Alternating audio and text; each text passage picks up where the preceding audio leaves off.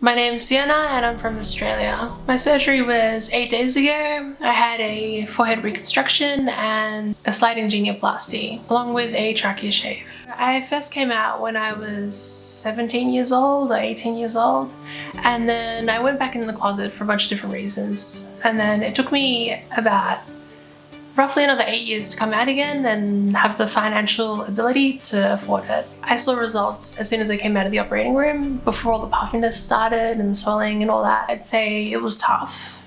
Now that it's been 8 days, a lot of the swelling has subsided and I've seen those results again, and I'm really happy. Like, to me, this is a dream come true. So now I can sort of just get on with the rest of my life and keep doing what I do. I guess the biggest changes for me in my life after having FFS will be like things like going to the shops and not having to worry about like doing my hair, putting on makeup, and like doing my fringe in just the perfect way to like hide my forehead. Now I can just, I guess, go in my PJs to the shops and like buy things, and going to work every morning as well. I found that every morning I'd have to put in like 45 minutes worth of effort every day to make sure that I was happy with how I looked and that I passed before going to work. Whereas now I can like regain those 45 minutes back, I can get back to sleep and just chill. So coming from Australia, it's pretty far to Spain, and while a lot of Spanish people speak English, I was worried about things like, for example, getting discharged from the hospital and then having to make my way back to my hotel, check myself in, and make sure that like if I needed to go back to the hospital that I would be able to do that.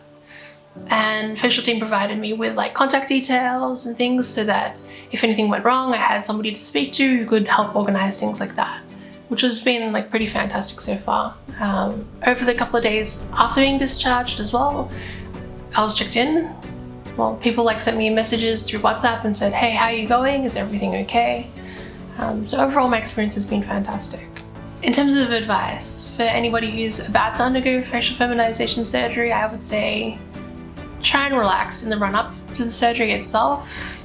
It can be easy to become anxious, and like if you're at home in the hotel or something, like you just keep thinking about it. So maybe like go out for a walk, enjoy like some of the really cool restaurants. As for the surgery itself, like it's gonna be tough for the first couple of days. Just know that you will get better. Your swollenness, the puffiness will go down, and then things are going to be good.